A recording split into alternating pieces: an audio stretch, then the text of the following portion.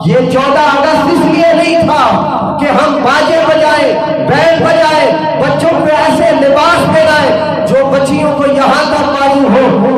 آج کتنے جوان ہیں جو 14 اگست کو حضور کے اوپر درود و سلام پڑھتے ہیں؟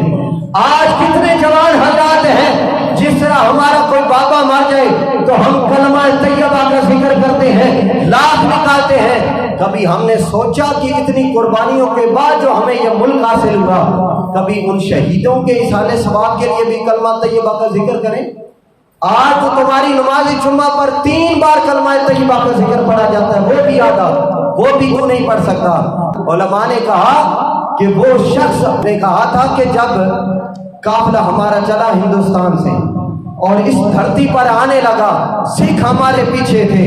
اب بڑی توجہ سے سنیے گا، بہت زیادہ لوگوں نے قربانیاں دی، لیکن یہ جملہ، یہ واقعہ تمہارے رونگٹے کھڑے کر دے گا۔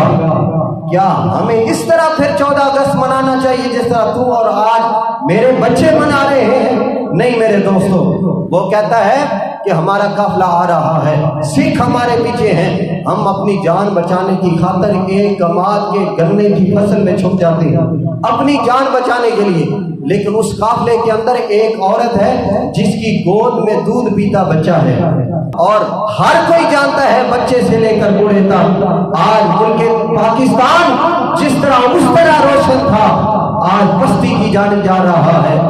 اگر اس کو بچانا چاہتے ہو تو اس کلمہ طیبہ کا تمہیں ذکر کرنا پڑے گا۔ وہ عینی شاہد بتاتا ہے، کہتا ہے کہ اس عورت کی گود میں ایک دودھ پیچا بچہ تھا۔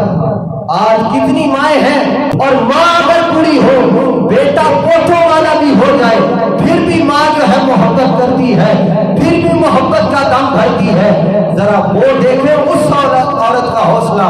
اس نے کہا کہ ہم نے خود اپنی آنکھوں سے دیکھا، بچہ بلک رہا تھا گرمی کی شدت کی وجہ سے، پیاس کی وجہ سے، بھوک کی وجہ سے۔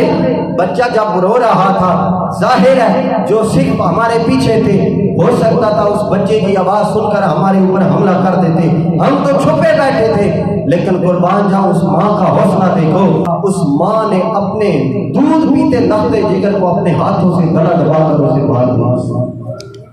آج تمہارے اندر میرا حوصلہ ہے